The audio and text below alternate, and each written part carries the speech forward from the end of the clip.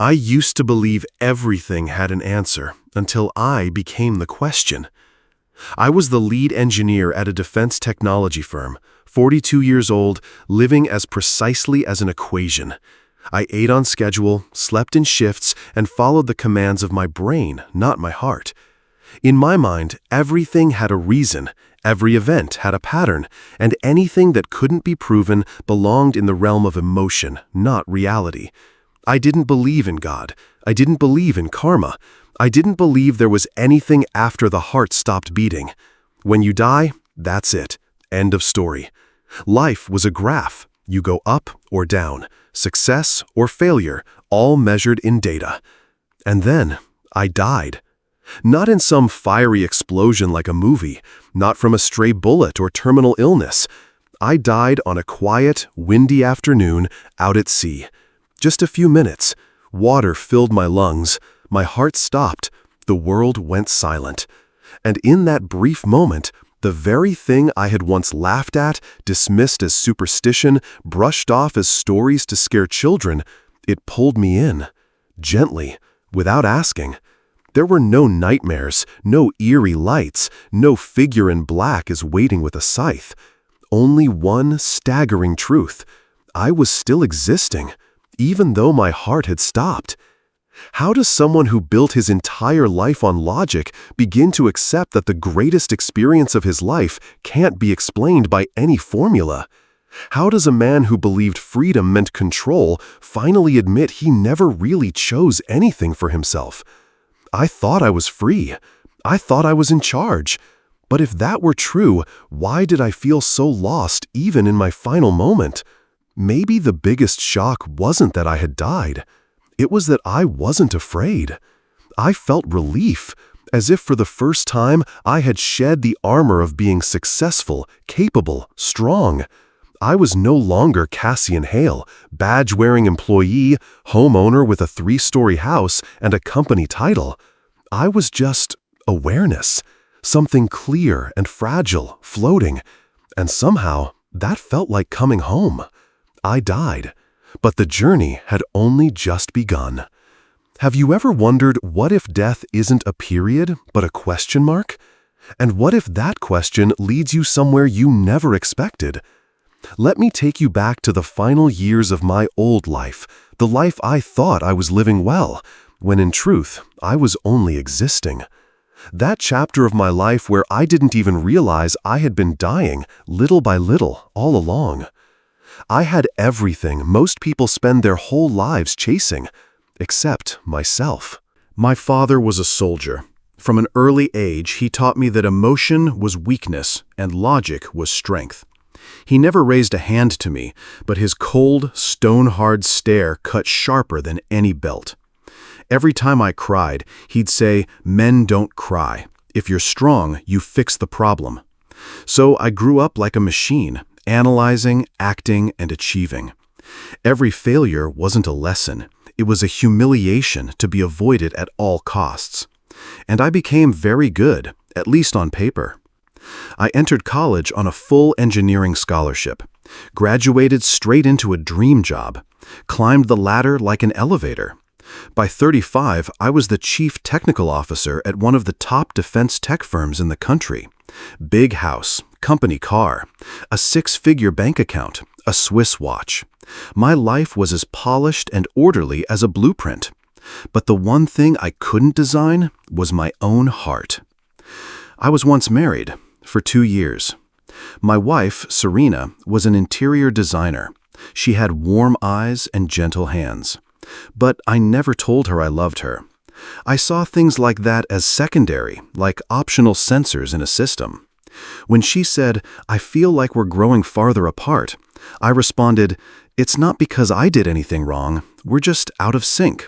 She nodded, packed her suitcase, and didn't cry. And I went back to my desk. I didn't lose a wife. I lost my chance to be human. I never had children. Not because I didn't want them, but because I didn't know what it meant to be a father when I had never really learned how to be a son. My friendships never went beyond the level of cordial colleague. I had no one to call when night fell. And I didn't call anyone either, My schedule was packed from 6 a.m. to 10 p.m. Weekends were for side projects. Vacation days were for organizing my file cabinets. I lived efficiently, with no clutter, no waste, but also no feeling, no memories, no meaning. A life so clean, it had no soul. There was a night I sat alone in my glass apartment on the 27th floor, looking down at the glittering city lights, and I asked myself, is this the peak? I had reached the place people called success. So why did it feel so cold? Why, in a home filled with light, did I feel like I had disappeared? At the time, I thought I was just tired. Now I know it was the sound of my soul screaming. But I was too busy to listen. I thought I was free. But I was just a product of expectation, performance, and a life built on success without spirit. I was an engineer, but I didn't know how to operate my being. And then that day came.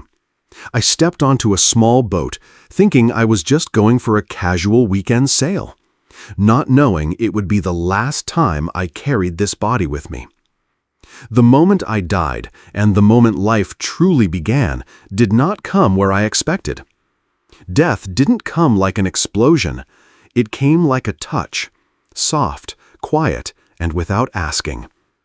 It was a still Saturday afternoon. I had been invited to join a group of business partners for a sailing trip.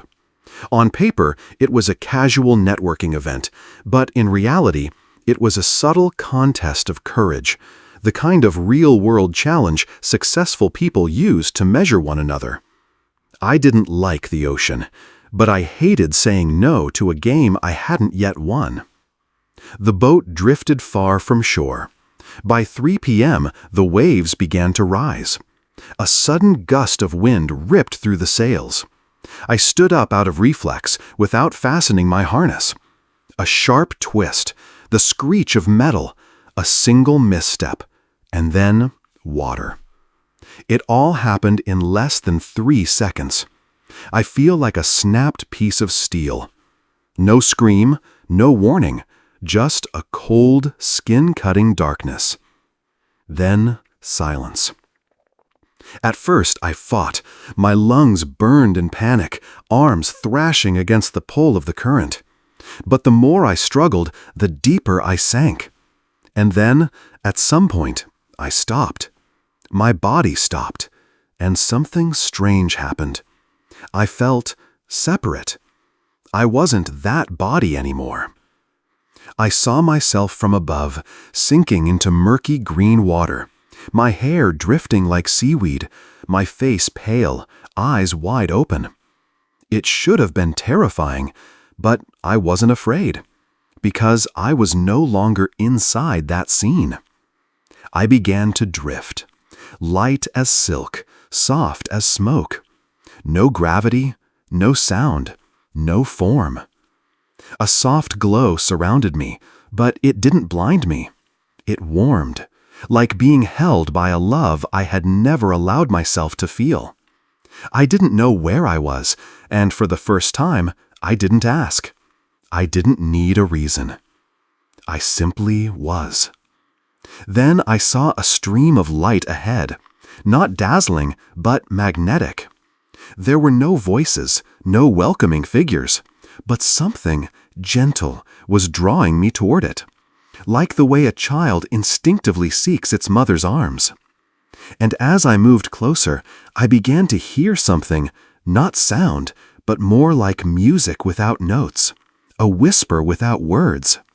It rose from within me. Something strange and familiar was calling my name without a voice, and I answered without speaking. There was no time there. No seconds, no minutes, no days. Only one overwhelming sense. I was returning to a place I had once belonged. A place where every illusion, every false layer simply fell away, leaving only the raw essence of the soul. A truth that couldn't be avoided. A version of myself I had never known, yet remembered as if I had lived there once. It wasn't a place for those who were worthy. It was a place for those who were willing to let go, and I did. For the first time in my life, I let go. But I didn't yet know that I was about to face something more terrifying than death. Not the light, but myself. I was shown my entire life, not through my own eyes, but through the hearts of the people I had hurt. No one pointed a finger at me. No one shouted, "Guilty!" There was only me watching myself through the eyes of the people I once overlooked. I wasn't sitting in a courtroom. There was no gavel, no scorecard, no deity standing by to record my mistakes. And yet, I knew instantly that I was being shown my life. But unlike any replay I'd ever imagined, this time, I wasn't on my side. I saw myself at 6 years old, telling my first lie to my mother. A tiny lie about a broken pencil. I thought it had passed unnoticed. But this time, I saw her face after I left the room. She sat quietly on the couch, gripping her teacup, not angry, just sad. A soft, aching sadness that lingered. I saw it. I felt it, not through memory, but through the soul. I saw Serena, my ex-wife, sitting by the window, holding her phone, waiting for me to come home for our anniversary dinner. I had texted, "Urgent meeting." She wasn't angry. She just quietly packed away the food, placed it in the fridge, and turned off the lights. And I could hear her thought in that moment. He never chose me, not once. I saw a young intern at the office, the boy I once scolded in front of the entire team for a minor mistake. I saw him slip into the restroom, trying to swallow his tears. And I felt the sting in his chest, the crushing sense of being worthless. I had caused that. Not with my hands, but with my words. Each moment didn't last long, but it echoed with terrifying depth. No one scolded me, no one condemned me, but I wanted to run from myself. Every glance I ignored, every careless word, every time I turned my back and called it normal, now struck me with full force. Not like weapons, but like truth. I used to believe that not hurting anyone was enough to be considered a good person. But now I understand that not hurting is the bare minimum. To truly live is to take responsibility for the imprint you leave on someone else's heart. I had lived neatly, respectfully, within all the lines, but I had been cold. And in that place, where every emotion shimmered like living color, I saw myself gray. No one told me I was unworthy, but I knew if I wanted to continue toward that light, I had to forgive myself. But how do you forgive yourself when you've never known how to love yourself? Then a voice, wordless, gentle as mist, whispered inside me. "Now do you see?" And I didn't need to ask, "See what?" because I knew. I had seen myself. For the first time, without defense, without excuses, without a mask. And I broke. Even without a body, I fell. My soul knelt silent, weeping without form, because I realized I had never truly lived. And just when I thought that was the end, the light opened another door. No more memories, no more past, only one question, so full it took the breath from my being. Do you want to go back? In the next part, I'll share with you the strange and sacred conversation I had with that light about freedom, about choice, and about the reason I'm still here. I thought the light was the end, but it wasn't. It was a question. That light didn't arrive with a booming voice. It wasn't blinding or dramatic, not sacred in the way a cathedral might feel. It was simple, smooth, like early autumn sunlight, warm, like a mother's hand in a forgotten childhood memory. It surrounded me, but never forced me forward. It didn't call my name, yet somehow I could feel it knew me, it understood me, and it was waiting. There was no form, but I could feel a presence. There were no words, but I could hear. Not with my ears, but with a kind of knowing that can't be explained. And then it asked me, not in language, but in essence, a question that stopped everything inside me. Do you want to go back? I was stunned. Go back? For what?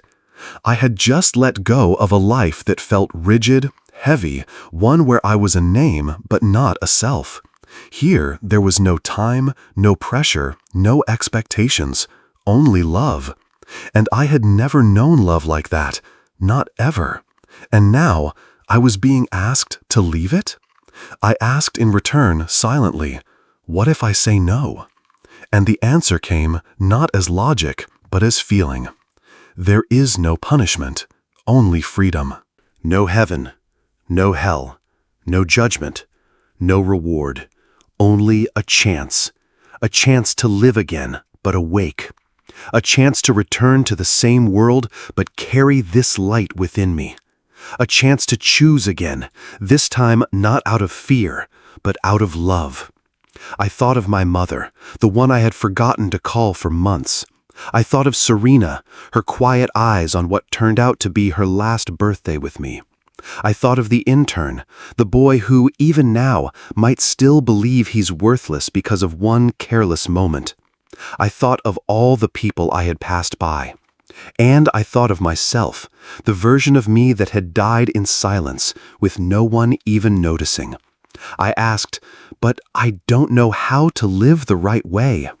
And the light responded, not with words, but with a truth that soaked through every part of my being. Just love. Every small choice is made with love. In that moment, I saw that free will isn't about doing whatever you want. It's about knowing what you're choosing and why you're choosing it. If I could choose again every glance, every word, every silence, and choose them with love, then maybe the entire world could shift. I didn't need to be a hero. I just needed to live kindly, fully, present. I still didn't know if I was brave, but I knew one thing. If I went back, I could never live the same way again. And for the first time, not with words, but with complete trust, I said, I'm ready. And at that very moment, a gentle force began to pull me away from the light, as if I had just made a sacred promise. The world started to fold in. The light faded, and I felt a sharp pain, not in my spirit, but in my body. I was returning. I was coming back. I was waking up. And then I opened my eyes. Under the cold, white hospital lights, surrounded by IV lines, wires, and the sterile smell of antiseptic. But I knew everything had changed. I came back, but no one knew how far I had gone. When I opened my eyes, the hospital lights were blinding white in a way that felt soulless. The air was thick with the faint scent of alcohol, plastic, sweat, and blood. I could hear the steady beep of the heart monitor. A nurse stepped through the door and shouted for the doctor. My body trembled, but my mind was awake, clear as if it had never slept. I knew I had returned, but I also knew I was no longer the same. I came back, but no one knew how far I had gone. When I opened my eyes, the hospital lights were blinding white in a way that felt soulless. The air was thick with the faint scent of alcohol, plastic, sweat, and blood. I could hear the steady beep of the heart monitor. A nurse stepped through the door and shouted for the doctor. My body trembled, but my mind was awake, clear as if it had never slept. I knew I had returned, but I also knew I was no longer the same. It took 3 days before I could speak. My voice was hoarse, as if every word had to be dug out from the earth.